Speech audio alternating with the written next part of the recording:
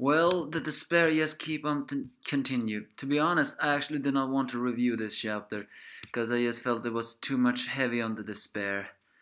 And it's see, Shin China is really falling behind, and it seems that Cao is in the clear of always taking this win. Yes, this is the Kingdom chapter 540. We see a flashback on how when Shuju actually, by using his prepared tacticians, um, and by asking King Raiso of the mountain tribes about a special passage, he was able to find where one of the Shin of food source was stored, because apparently that was the Hath, which is still a very huge loss, mind you. Um, so with the burning of it all, Yontawa reaches Heki, who has fallen into great despair, and we also see two of Yontawa's retainers from Mera tribe, one Katari and the sister Kitari. Apparently the brother is the one who can speak their tongue.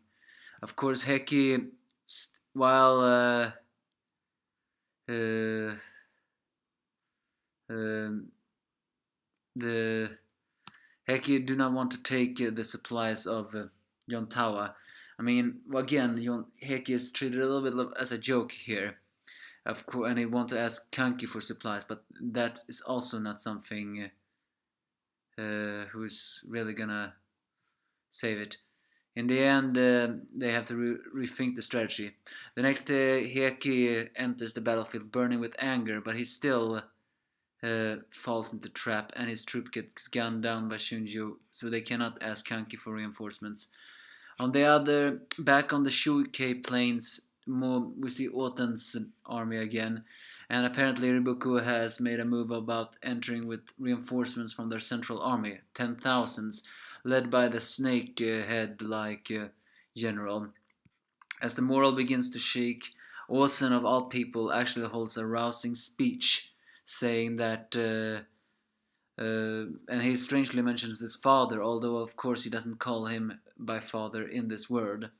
He's saying that they should say that by sending 10,000 of their men today, they have successfully shipped away 10,000 soldiers from the South Central Army.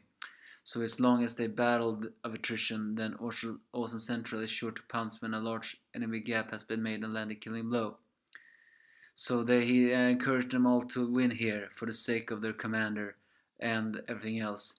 It's pretty rare to see Awesome being the one who hold a rising speech, as Akko secretly, is jealous of that.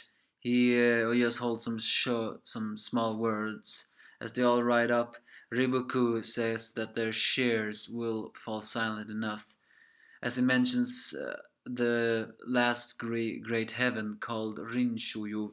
Apparently, that man was someone in martial arts were very lacking. I mean, he did not have so much martial arts skills, but when it came to tacticians, he had no equal, and was also very strong in courage. And I guess from that intelligence and courage, he actually managed to gather talented generals under his wings who were basically his weapons that he never used, and one of those were Gyujun, the guy who is currently riding off now, this one of the stronger ones. If Osen's army managed to slay them, then finally Sao will take a huge blow in shameful defeat. However, it will also mean that once again Shin will be sidetracked and Osen will once again get enormous glorious winning. Either way, the Yontawa army have lost half of their food supplies, and it seems that Shin China is actually losing this war right now. We need a freaking miracle, because I'm getting tired of reading this despair chapters in Kingdom. Been a while since I've actually felt so frustrating reading Kingdom chapters. So, if this continues, don't worry, I'm not gonna drop it. I'm not gonna drop the series, definitely not. I just may not review them as encourageable as I've been before until we see some kind of hope. All in all, this is just a reminder of despair, and also a reminder that an action will happen.